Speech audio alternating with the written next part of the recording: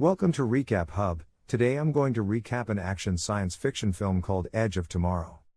Spoilers ahead. Watch out and enjoy. A series of fragmented news broadcasts describes how an asteroid carrying an alien race called the Mimics, that can anticipate and mimic human actions, has crashed in Europe, forcing millions to flee and devastating the continent in a deadly war. Losing battle after battle over 5 years, the NATO-led United Defense Forces finally win a victory at Verdun, France, utilizing new mechanized combat suits. UK Special Forces soldier Sergeant Rita Vertosky is hailed as the Angel of Verdun. After killing hundreds of mimics single-handedly, she becomes an instant icon and a recruiting boon for the human military as the United Human Armies prepare to use the momentum at Verdun to commit all their forces in a final assault on Europe. One of the talking heads on the news channels telling Vertosky's story and boosting the war effort is Major William Cage of the U.S. Army. Cage awakens from a doze on a helicopter trip to London. The morning before the invasion of France is set to take place. Right after the landing, he is taken to United Defense Force headquarters to meet with the commander of the Western Allies, General Brigham. Assuming the general wants Cage to help him boost his public image or prepare for a post-war political career. Instead, the general orders Cage to accompany the first wave of Allied troops to land in France and provide ground coverage for the media.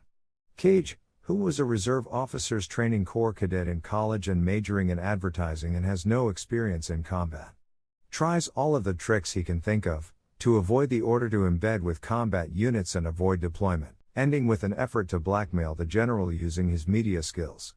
The general agrees that Cage won't film the invasion, but orders Cage arrested. Cage attempts to escape, but the guards taser him, rendering him unconscious. Cage wakes up on a pile of duffel bags in the afternoon at Heathrow Airport, which has become a huge military base and the jump-off point for the invasion of the continent.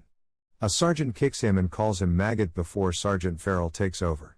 Sergeant Farrell has orders received from General Brigham that describe Private Cage as a deserter who has impersonated a major. Cage is assigned to a band of oddball soldiers, named J Squad, who are caught gambling while playing poker by Farrell when Cage is introduced to them. Farrell forces J Squad to eat the cards they are gambling with and then instructs them to get Cage ready to deploy with them tomorrow. Cage is immediately taken by the squad for physical training.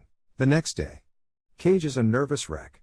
He is given a battle suit, but the members of J Squad won't teach him how to use it, including how to disable his weapons safe mode, because they believe he will just die quickly.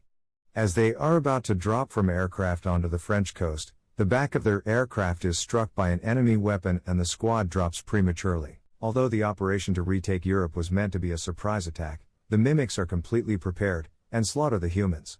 Sergeant Vertosky also lands on the beach but is killed within minutes. The surviving members of J Squad are all killed rapidly.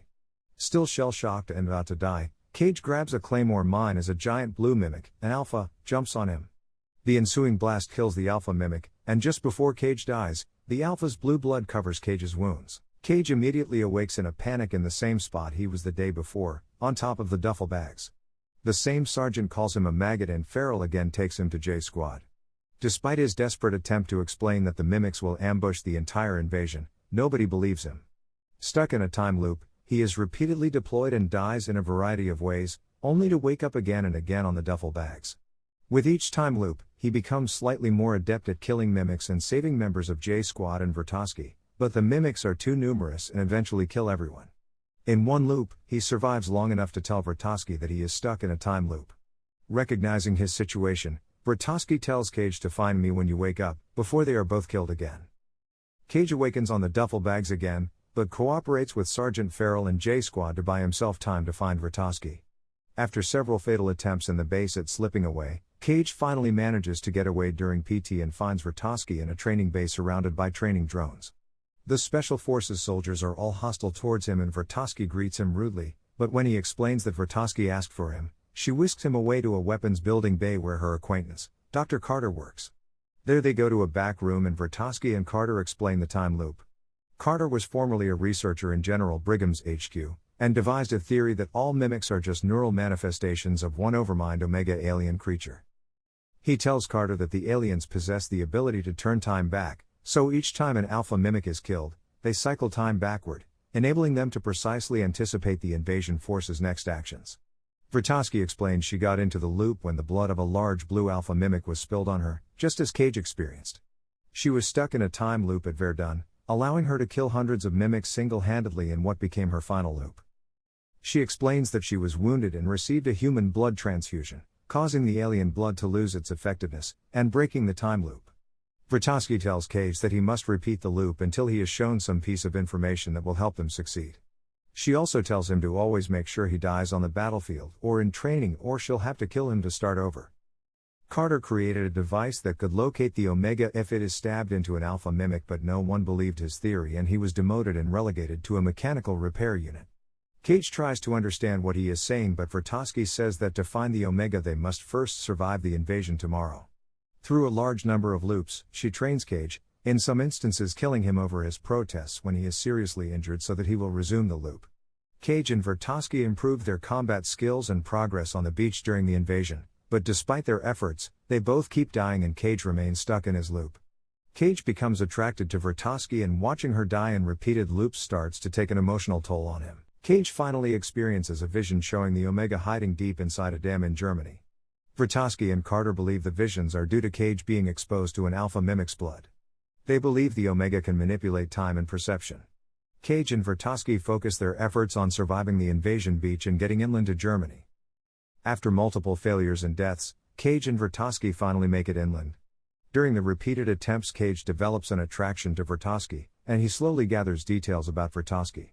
In one loop, Vratoski tells Cage that she had a boyfriend at Verdun who she watched die 300 times until she could no longer loop and he was dead for good. After they find a helicopter at a farmhouse, Vratoski realizes Cage is trying to coax her to stay in the farmhouse while he goes alone and confronts Omega. Cage admits they have looped to the farmhouse multiple times already, but every single time Vratoski dies, so he is trying to prevent her from dying again by going alone.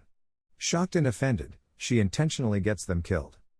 During one loop, believing the fight is pointless, Cage decides not to meet Vratoski and instead goes to London and stops in a pub.